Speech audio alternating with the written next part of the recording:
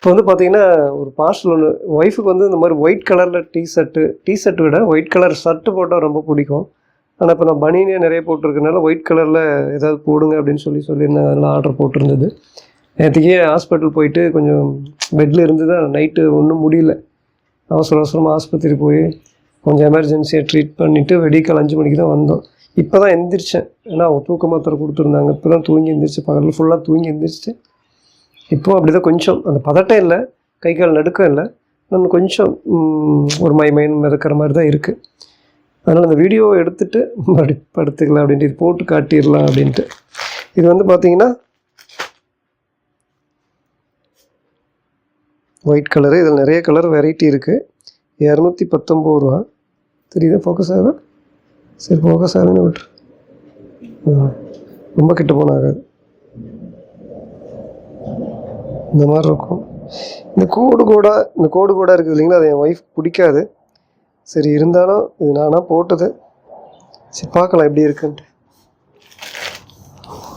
ஏன் அப்படின்னு கேட்டிங்கன்னா, நான் முன்னாடியே சொல்லியிருந்திருப்பேன் என்னோடய வீடியோவில் ட்ரெஸ்ஸை பற்றி பேசுகிறதில்ல.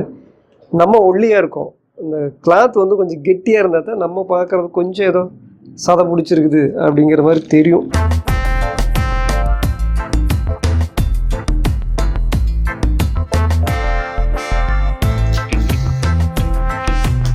நான் சொன்ன மாதிரி இது ஏன் எடுத்தேன்னு கேட்டிங்கன்னா, இந்த கோடாக இருக்கிறது ஒய்ஃபுக்கு பிடிக்காது.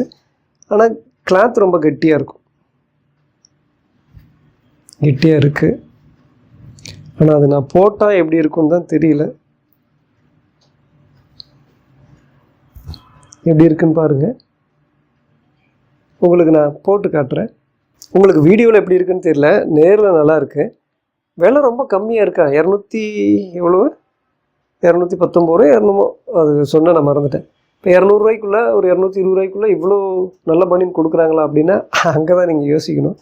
இப்போ நம்ம இங்கே மைக் மேட் இருக்கனால உங்களுக்கு சரியாக தெரியாது. இந்த ஜிப் இருக்கு இல்லைங்களா, இந்த ஜிப் வந்து இப்படி கொஞ்சம் கிராஸாக இருக்குது. இது வந்து நேராக இல்லை, கட்டிங்கே இல்லை. மைக்கு இல்லாமல் இருந்தால் தான் தெரியும். நான் நேரில் பார்த்தேன். இங்கே வந்து இந்த பக்கம் மேலே போக அதாவது இப்போ இது நேருன்னு வச்சுக்கோங்களேன். இப்போ ஜிப்பு வந்து இப்படி இருக்குது. மேல் பகுதி உள்ளே போயும் கீழ்ப்பகுதி இப்படி இருக்கும். அந்த கட்டிங் எப்படி, அது மிஸ்டேக்.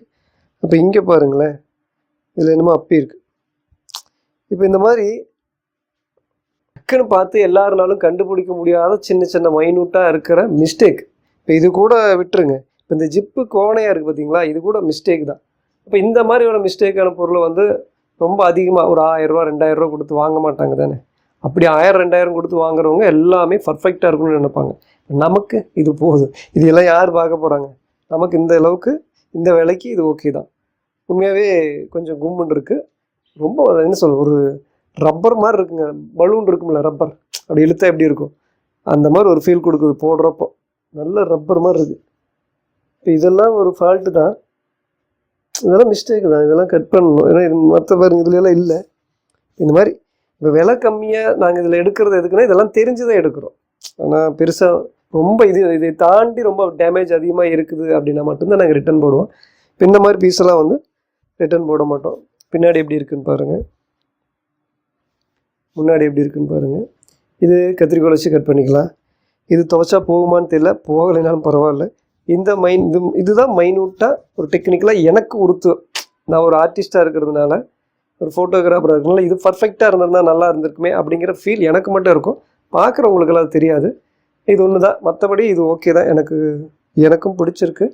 நேரில் நல்லாயிருக்கு. உங்களுக்கு வீடியோவுக்கு எப்படி இருக்குன்னு தெரியல. சரி, உங்களுக்கு எப்படி தோணுது? நான் பேசுனதை பற்றி, இந்த ட்ரெஸ்ஸை பற்றி, இந்த டேமேஜை பற்றி, நான் சொல்கிற இந்த டேமேஜ் இதெல்லாம் ஒரு டேமேஜாடா அப்படின்னு நீங்கள் நினைக்கிறீங்களா? என்ன நினைக்கிறீங்க? மறக்காமல் கமெண்ட் பண்ணுங்கள்.